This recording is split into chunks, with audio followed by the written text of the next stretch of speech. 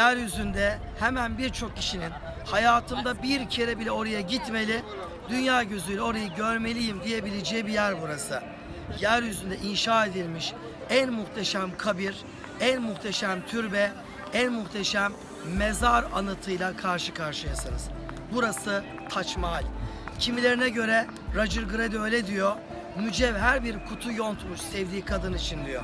Kimileri aşkını tutmuş bir elmas kristal haline getirmiş diyor.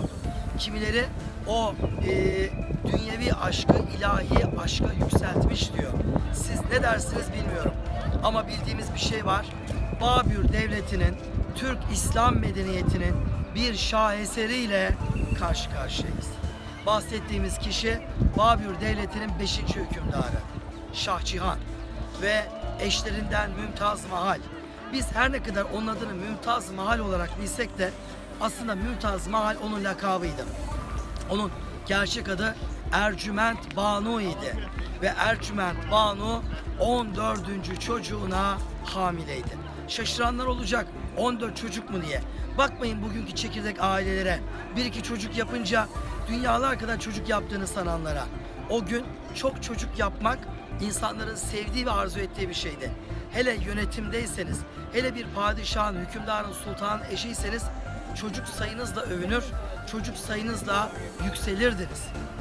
Ve işte Mümtaz Mahal, Ercüment Banu 14. çocuğuna hamileydi.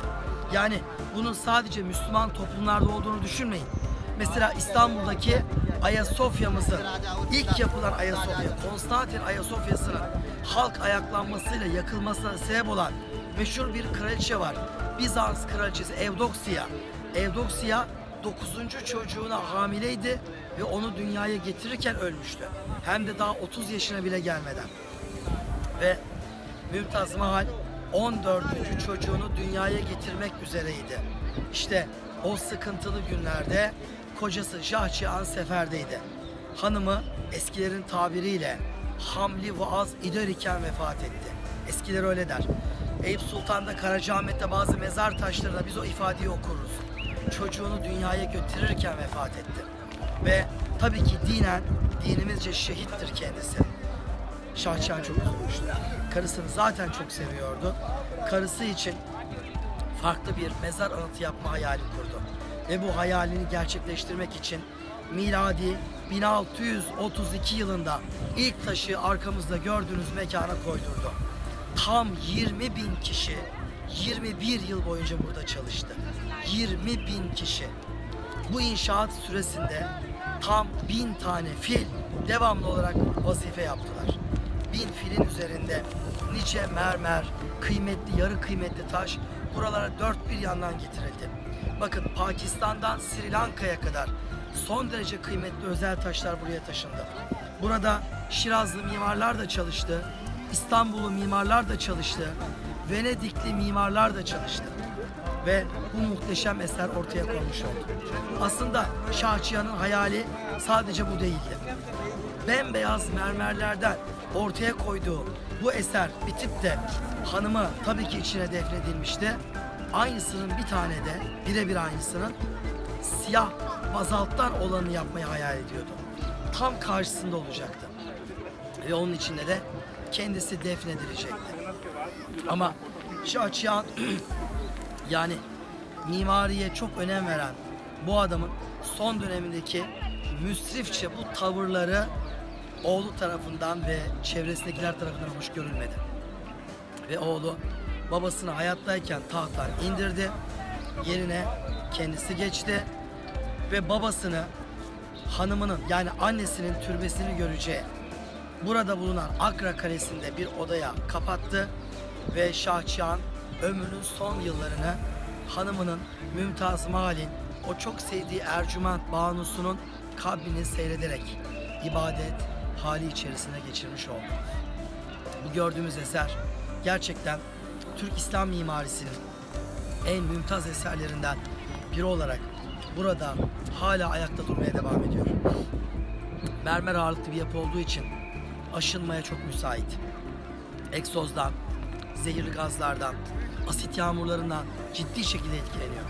Onun için son yıllarda alınmış karar neticesinde bu muhteşem mezar anıtının 4 kilometre etrafına mazotla çalışan benzinle hiçbir araba sokulmuyor. İlaçlı tarım yapılmasına izin verilmiyor. Ve bahçesi bile galoşlarla, özel galoşlarla gezilmeye izin veriliyor. Yan tarafında gördüğünüz yapı ve diğer yan tarafında gördüğünüz yapılar Taç Mahal için yapılmış olan dini yapılar. Yani cami ve Kur'an tilaveti için hafızların ikamet etmiş olduğu mekanlar.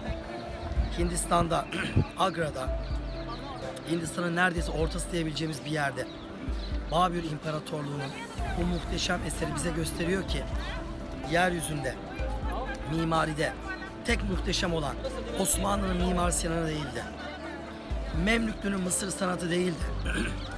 Selçuklu'nun İsfahan'daki, Tahran'daki eserleri değildi.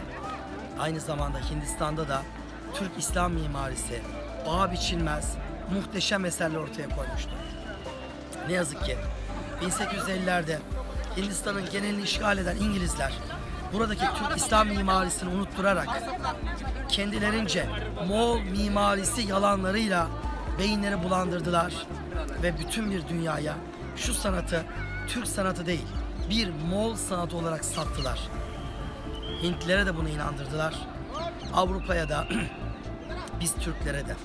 Bugün Türkiye'de Hindistan üzerine yazılmış kayıtların bir kısmında Babür Devleti'nden bir Moğol devleti olarak bahsediliyor. Halbuki Moğollar Mongol ya da Farsça'da geçen ifadesiyle Mugol olarak geçerler. Halbuki bu insanlar özbeöz Türkçe konuşan, bir Türk gibi giyinen, Türk örf ve adetlerine sahip ay yıldızlı bayrağı olan Babürlerdir. İçeride yatan Mümtaz Mahal bir Müslüman Türk kadınıdır ve kocası Şah Cihan da Özbekistan'da Andijan'da doğmuş Babür Şah'ın 5. Göbekten torunudur. Ne diyelim? Ruhlarına Fatiha okuyarak onların savaş sanatında olduğu gibi mimaride de dünyada bir numara olduklarını unutmayalım ve unutturmayalım diyelim. Taç Mahal'den selamlar.